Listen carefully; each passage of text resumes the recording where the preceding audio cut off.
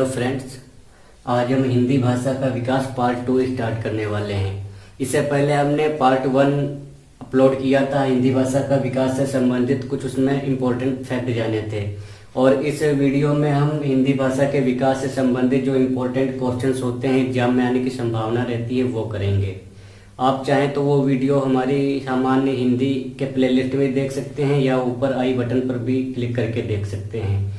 तो आइए देखते हैं कि इससे संबंधित महत्वपूर्ण प्रश्न कौन कौन से बनते हैं, उनके उत्तर क्या हैं। जैसे कि हमारा यह पहला प्रश्न है, पृथ्वीराज रासो किस काल की रचना है। तो पृथ्वीराज रासो जो है हमारी आदिकाल की रचना है।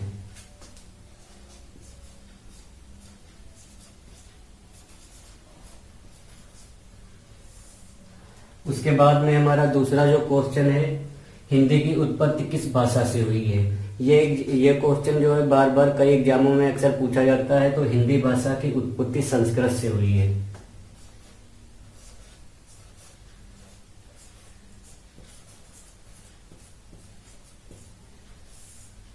उसके बाद में तीसरे नंबर पर प्रश्न पूछा गया है, राजभाषा आयोग के प्रथम अध्यक्ष कौन थे।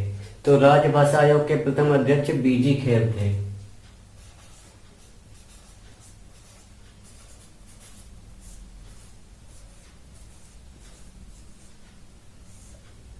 उसके बाद में नेक्स्ट हमारा क्वेश्चन जो है पूछा गया है, हंस पत्रिका के संपादक कौन थे। तो हंस पत्रिका के संपादक प्रेमचंद्र थे।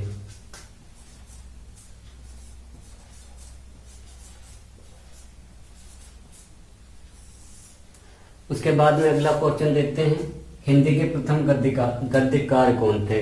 तो हिंदी के प्रथम गद्यकार लल्लू लाल थे।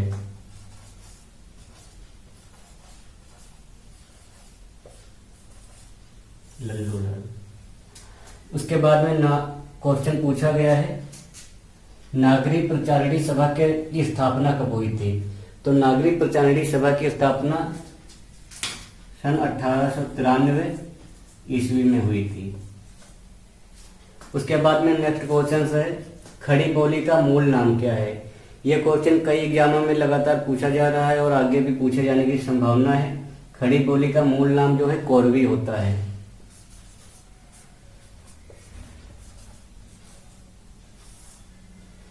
आइए अब देखते हैं नेक्स्ट क्वेश्चंस। जैसे कि क्वेश्चन पूछा जाता है, अपभ्रंश और पुरानी हिंदी के मध्य के समय को क्या कहते हैं। तो अपभ्रंश और पुरानी की हिंदी के मध्य के समय को संक्रांति काल कहा जाता है।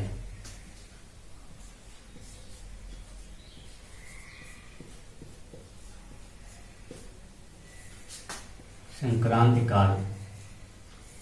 उसके बाद में अगला क्वेश्चन देखते हैं, ब्रजबुलि के नाम से किस भाषा को जाना जाता है। तो ब्रजबुलि के नाम से पुरानी बंगला को जाना जाता है। इसका आंसर पुरानी बंगला होगा। पुरानी बांग्ला।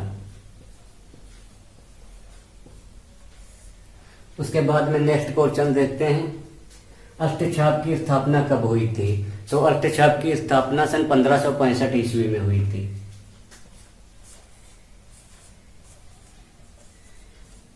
1565 ईस्वी में। इसके बाद में नेक्स्ट क्वेश्चन है, सबसे पहले अपनी आत्मकथा हिंदी में किसने लिखी थी। तो सबसे पहले अपनी आत्मकथा हिंदी में बनारसी दास ने लिखी थी।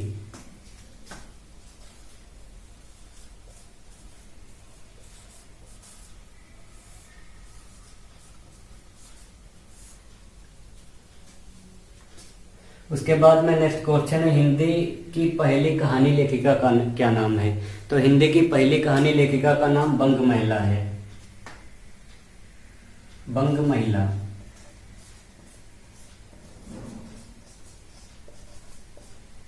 उसके बाद में अगला क्वेश्चन देखते हैं। अगला क्वेश्चन पूछा गया है, हिंदी का आदि कवि किसे माना जाता है। तो हिंदी का आदि कवि पुष्पदंत को माना जाता है।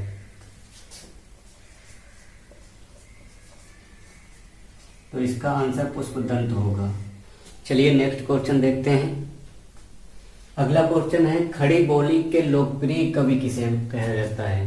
तो खड़ी बोली के जो लोकप्रिय कवि हैं वो अयोध्या सिंह उपाध्याय, जिन्हें हरिओद्य भी कहा जाता है, वो हैं अयोध्या सिंह उपाध्याय हरिओद्य। अयोध्या सिंह उपाध्याय।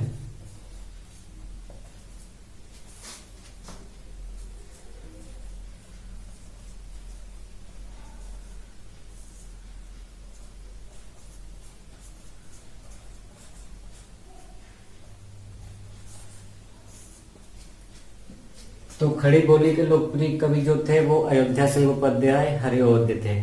अगला क्वेश्चन है हमारा है खड़ी बोली का प्रथम महाकाव्य कौन सा है, जो कि काफी इंपॉर्टेंट क्वेश्चन है। खड़ी बोली का प्रथम महाकाव्य प्रिय प्रवास को माना जाता है।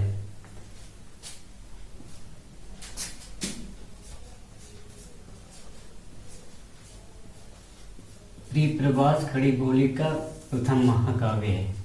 उसके बाद में नेक्स्ट हमारा क्वेश्चन है महात्मा गांधी अंतरराष्ट्रीय हिंदी विश्वविद्यालय का मुख्यालय कहाँ है।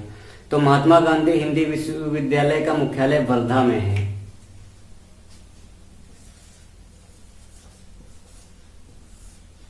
उसके बाद में हमारा नेक्स्ट क्वेश्चन है हिंदी किस भाषा परिवार की भाषा है। हिंदी जो है भारोपीय भाषा परिवार की भाषा है। इसका उत्तर होगा भारोपीय।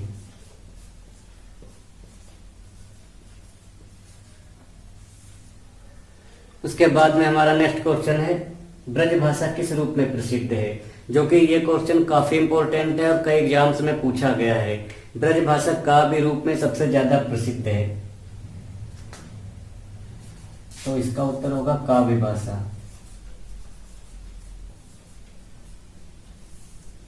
उसके बाद में अगला क्वेश्चन है जो कि इंपॉर्टेंट क्वेश्चन है ढूंढाड़ी बोली कहाँ की है।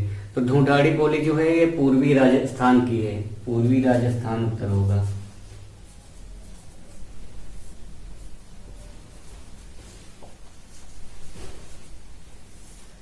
उसके बाद में अगला क्वेश्चन देखते हैं। अगला क्वेश्चन है अधिकतर भारतीय भाषाओं का विकास किस लिपि में हुआ है, जो कि काफी इंपॉर्टेंट क्वेश्चन है।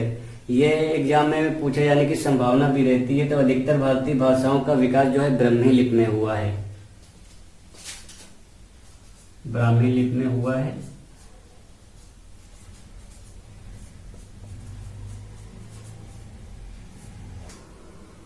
चलिए अगला क्वेश्चन देखते हैं। अगला क्वेश्चन है हिंदी का प्रचलित रूप क्या है। तो हिंदी का प्रचलित रूप जो है वो खड़ी बोली है। तो इसका उत्तर होगा खड़ी बोली।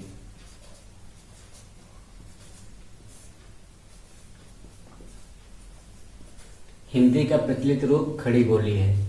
उसके बाद में नेक्स्ट क्वेश्चन है हमारा है भाषा का जादूगर। भाषा का जादूगर किसे कहा जाता है। तो भाषा का जादूगर शिव पूजन सहाय है। तो उत्तर होगा शिव पूजन सहाय।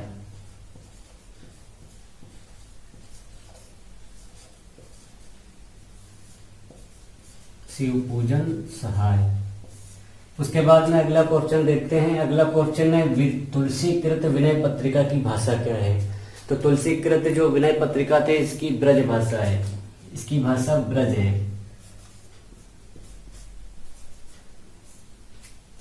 उसके बाद में अगला क्वेश्चन है फोर्ट विलियम कॉलेज की स्थापना कहाँ हुई थी। तो फोर्ट विलियम कॉलेज की स्थापना कोलकाता में हुई थी सन 1800 ईस्वी में।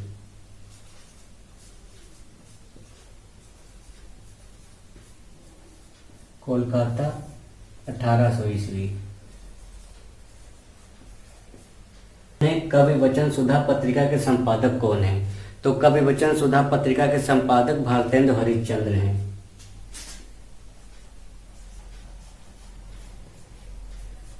भारतेंदु हरिश्चंद्र।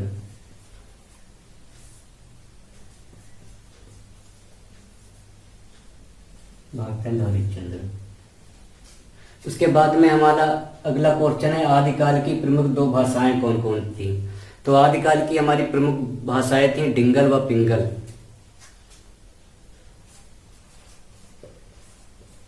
डिंगल और पिंगल।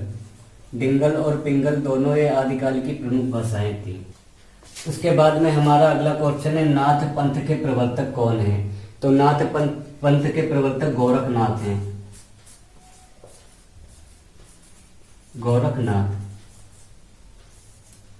नाथ पंथ के प्रवर्तक गोरखनाथ। हमारा अगला क्वेश्चन है पृथ्वीराज रासो किसकी रचना है।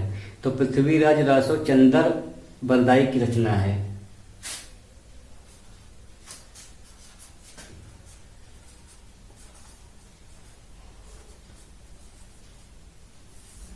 उसके बाद में नेक्स्ट क्वेश्चन है बीसल देव रासो।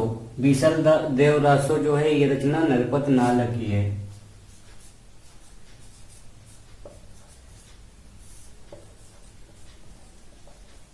नरपत नाल। उसके बाद में दोहा कोश। दोहा कोश किसके रचना है? तो दोहा कोश जो है सरापा की रचना है।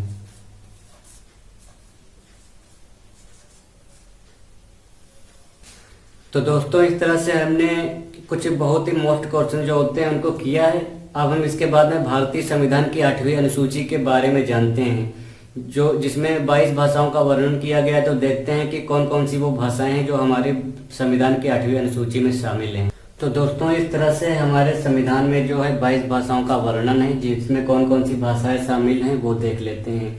कई बार एग्जाम में डायरेक्टली यहीं से क्वेश्चन पूछा जाता है कि कौन कौन सी भाषाएं, या ग्रुप में बना दिया जाता है इनमें से कौन कौन सी भाषाएं हमारे 8वीं अनुसूची में शामिल हैं। तो इनको जानना बहुत ही जरूरी है। तो देखते हैं, हिंदी है, उर्दू है, संस्कृत है, गुजराती है, तमिल है, पंजाबी है, मराठी है, मणिपुरी है, बोडो, संथाली, असमिया, उड़िया, कन्नड़, कश्मीरी, तेलुगु, बांग्ला, मलयालम, सिंधी, नेपाली, कोंकणी, मैथिली और डोंगरी। तो ये जो हमारी भाषाएं हैं ये सभी हमारे संविधान की 8वीं अनुसूची में शामिल हैं। इन भाषाओं को याद रखना अति आवश्यक है, जिससे कि अगर एग्जाम में क्वेश्चन आ जाता है तो उस क्वेश्चन को हम आसानी से सॉल्व कर सकें। तो इस तरह से हमने देखा कि इससे इम्पोर्टेंट क्वेश्चन देखे और संविधान की 8वीं अनुसूची में जो भाषाएं शामिल हैं वो देखी।